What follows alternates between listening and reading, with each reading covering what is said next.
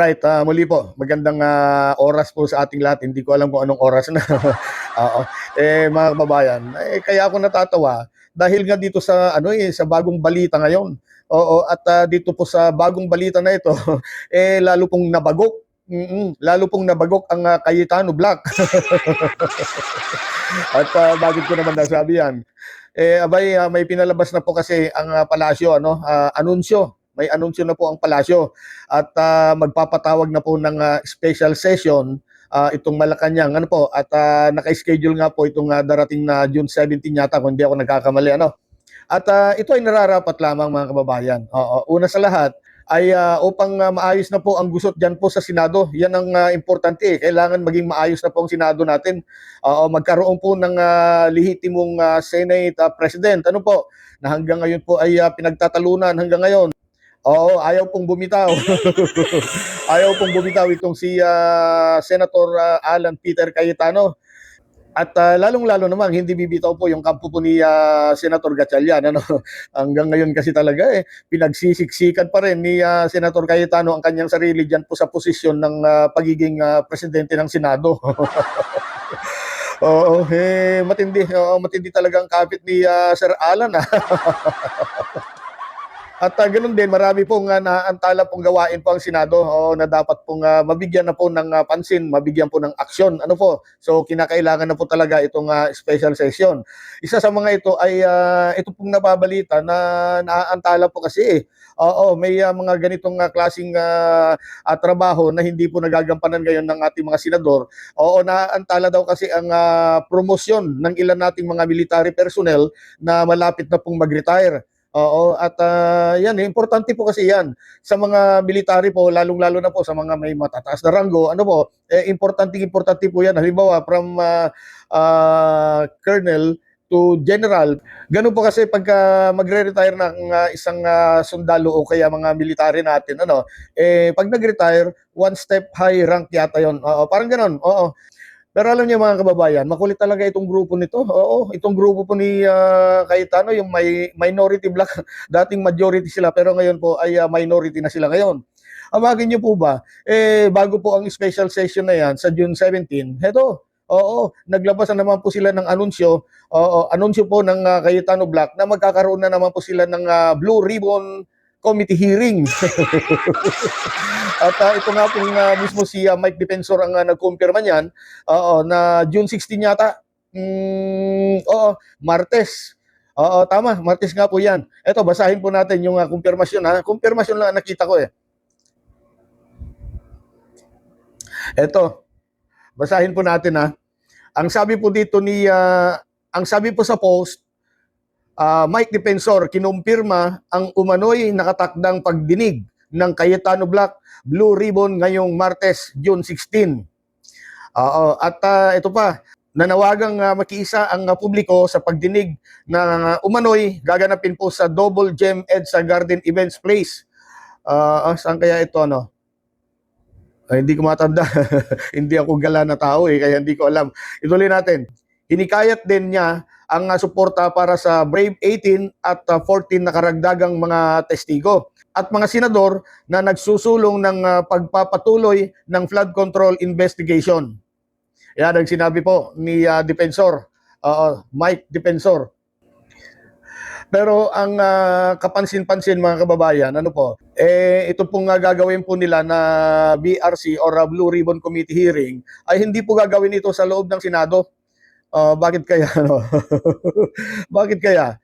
Baka dahil nga po sa pinapatupad na security ngayon ng Senado, baka hindi po makapasok ang mga ito itong mga testigo nila na tinaguri ang mga Brave 18. At malinaw meron pang karagdagan, 14 na naman daw. Ano kaya ang mga ito Mga dating mga military rin. Dating mga Marines din na tinatawag pa ng Cayetano Black ng mga bayani Oo. Naku gasgas na po 'yan. Oo. Kahit nga po pamunuan ng Philippine Marines o kaya yung AFP ay nagsalita na po diyan, may pahayag na po sila tungkol diyan Yung 18 bodyguards, actually ang record po ng 18 bodyguards na 'yan, siyam po dito ang paano ba ito? Dishonorably discharged. Oo. At 5 po doon ang AWOL. Ano ba ibig sabihin ng AWOL? Absent without official leave. Parang gano'n eh, di ba? Oo. So, at ang 4 po sa kanila ay hindi po naging Marines. Paano naman natin pagtitiwalaan itong mga ito, no? Oh, paano natin paniniwalaan ng mga yan kung ganyan? Kaya kung ito man ay hindi po gagawin sa loob ng Senado, kasi itong nakatakdang hearing daw ng Blue Ribbon Committee, hindi gagawin dyan. Oo. Paano natin sabihin ngayon na lihitin mo yan? Di ba? Paano natin sasabihin ngayon na official yan?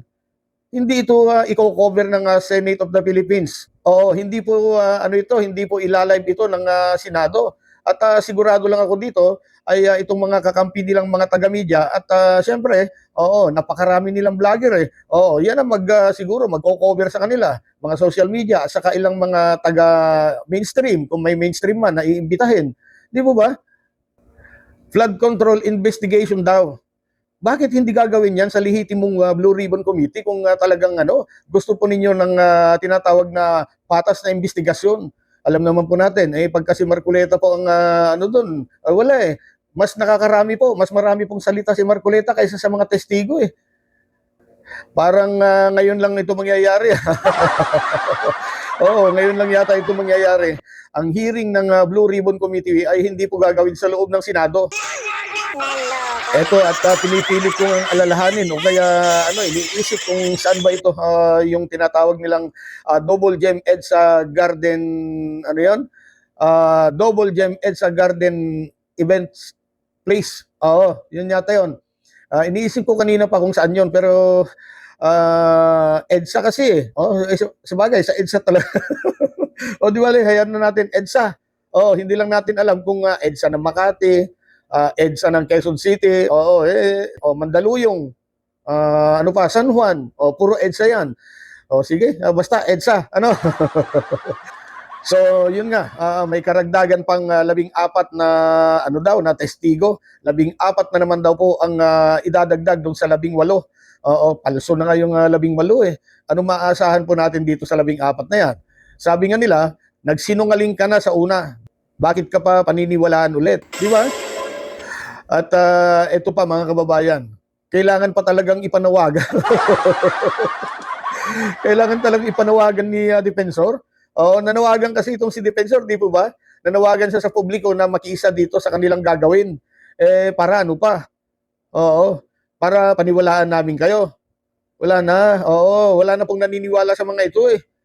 Kung inyo pong mapapansin mga kababayan, ang ginagawa nitong mga Cayetano Black na ito ay talagang parang sabihin natin, panggugulo na lang yan. Oo, wala na silang ginagawa kundi manggulo. Ayaw pa kasi sumuko eh. Oo, wala tingga ng wala na, paubos na. May balita pa nga na may balita pa nga na maliban po dun sa dalawa na tatalo isang tumalon. Pangalawa si Villanueva tatalon. Balita may may 4 pa yatang tatalon. Paano 'yan? Senator Cayetano naman. Marami na pong Pilipino ang hindi po nagugustuhan ng mga ginagawa po ninyo. Kaya sana tumigil na po kayo para maibalik naman po yung magandang imahe po dati ng Senado. Sana po magkaisa na po kayo diyan. Magtulungan, huwag pong mag-iringan, huwag pong manggulo. Sabi nga ni Senator Lacson, wag daw masyadong magtitiwala dahil ito daw pong si Cayetano may kakayanan daw na gumawa ng gulo kahit anong gulo daw. Nako, talagang siguro pinagmamasdan o kaya inoobserbahan po kayo ni Senator Lacson. Ay nako, sayang lang ang oras natin diyan mga kababayan. Ang abangan na lang po natin ay yung yung mangyayari po June 17 ba 'yon? No? Yung gagawing special session ng Kongreso with the President Bongbong Marcos Jr. Napahaba na naman yata yung kwentuhan natin.